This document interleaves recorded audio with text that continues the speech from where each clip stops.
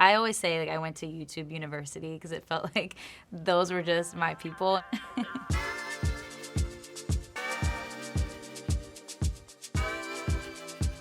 Hi, I'm Tori Kelly, and today I'm going to be reminiscing about all my firsts with ELLE. I think I was 6 years old when I had my first proper on stage in front of strangers type of performance. I did these competitions as a kid. It was this kind of a spin-off of Star Search, which I eventually did as well. When I was about 6 years old, I was really into just performing. I always loved it. I remember not being able to move very well. I'd just kind of be frozen in one place and just really focus on the vocals, and I kind of did a sway sometimes. The one that's really ingrained in my mind, I was 8 years old, it was in Las Vegas, and it was this huge deal because first place got a trophy that was legit like 8 feet tall.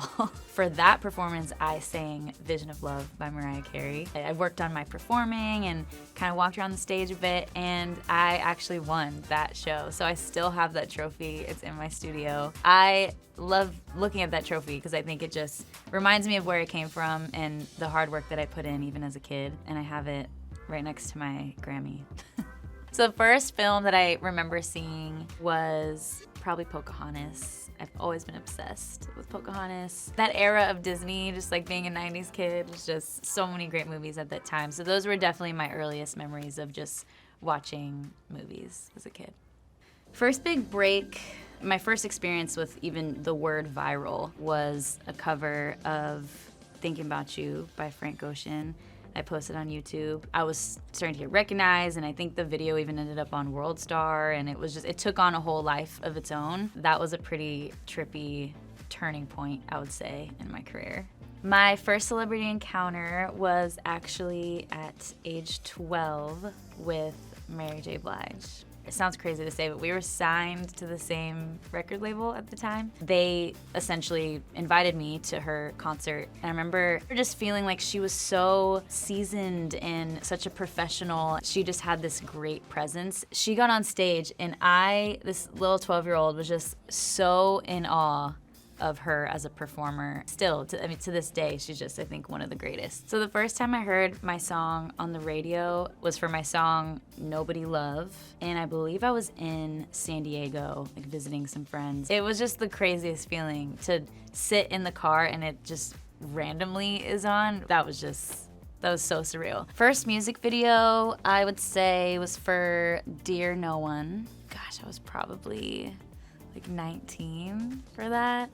It was a pretty easy day. I mean, I just remember the camera following me around the city. There's a mystery guy floating throughout the video. You never see his face. I'm following him around the city, and I'm singing, Dear No One, this is your love song, talking about like when the time is right, we'll be together, sort of thing. And at the end, he sort of vanishes as if to say, he never really existed. It was a fun video. I liked the whole storyline of it and the plot twist. I was having a blast, so it was fun.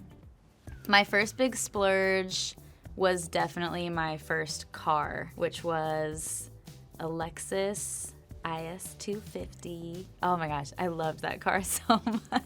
First award show performance, I'm pretty sure would have been Billboard Awards in 2015. It was supposed to be like me and a guitar and then like a little band setup behind me. And last minute, the team was like, you know what, we think it should just be you and a guitar. Like they sound great, but we think it would just be like this cool special moment if it's just you up there. And I was like, okay, cool, I'm down. And it ended up being a really cool moment compared to, most award shows. There's like big production and lights and dancers and boom, boom, boom, which is all super fun. But at the time, it was cool to sort of contrast that with just me and my guitar. So I just remember walking away from that performance feeling really good about it.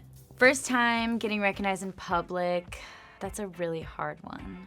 I can't think of the exact first time. Once I got into the YouTube scene and started posting more videos, covers, all of that, I hung out with a crew that was also doing the same thing. I always say I went to YouTube University because it felt like those were just my people, and we would always hang out and do jam sessions and make covers together. So we'd be in a group, and if we would go to Disneyland or be at the mall or something, we would just stand out because, you know, if you recognize one of us, you look over and it's like, oh, that's so-and-so and da-da-da. So those are some of my early memories of just getting recognized. It just felt different. I was like, oh, this whole like me posting covers on YouTube and me posting originals, you're just in your room or you're just in a house filming something. It's weird for that to translate like on the street.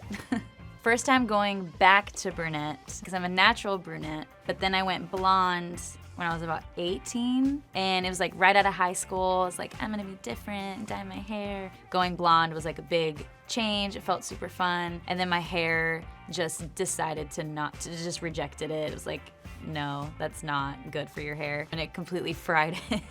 And so I went back to brunette, probably not too long after that. I think I was like 19 or 20, and then I very quickly went blonde again, but this time did it the right way and made sure, you know, we took our time with it and it was healthy. And I had fun being a blonde, you know, but I also love being a brunette. That's where I'm at now, is back to my roots. First time picking up a musical instrument, I was 15. I want to say it was the drums, actually. My brother got a drum set for his birthday or something, and he's a little bit younger than me, but he would never play it. And so I was homeschooled, he was not. So when he would go to school, I would just sneak into his room and put Paramore on and just like go to town on the drums. And it was so fun because I would like sing along, I would work on my vocals when I'd be drumming, and I just fell in love. But then I very quickly realized it's kind of hard to write songs on the drums. I then, you know, shifted over to guitar. But I always feel like the drummer feel, or just that percussive feel, was something that really quickly made its way into the way that I play guitar. I always like to, you know, make people feel like there's a whole band with me while I'm playing, even if there's not. My first red carpet appearance was for the ACMs, actually, which is kind of wild, but I was actually invited to introduce Jewel, who I love. I mean, red carpets even still are just kind of, it's like a little chaotic, and there's people yelling at you and cameras flashing everywhere. And so, you know, the first time doing it can be a little wild.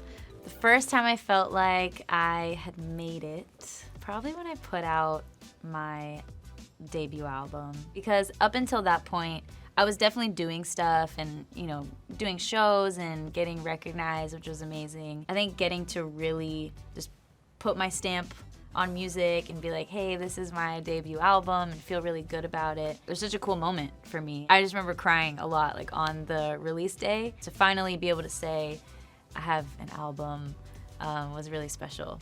First time I won a Grammy, I still get giddy about it. It was for my gospel album and a song also off of that album. I didn't even think about awards or any sort of extra things to come from that. I was like, I just want to put this out because I'm going through a lot right now, and my faith is super important to me. It was just so special and so surreal for it to get recognized for that project. I don't even remember what I said during the speech because I was just freaking out the whole time.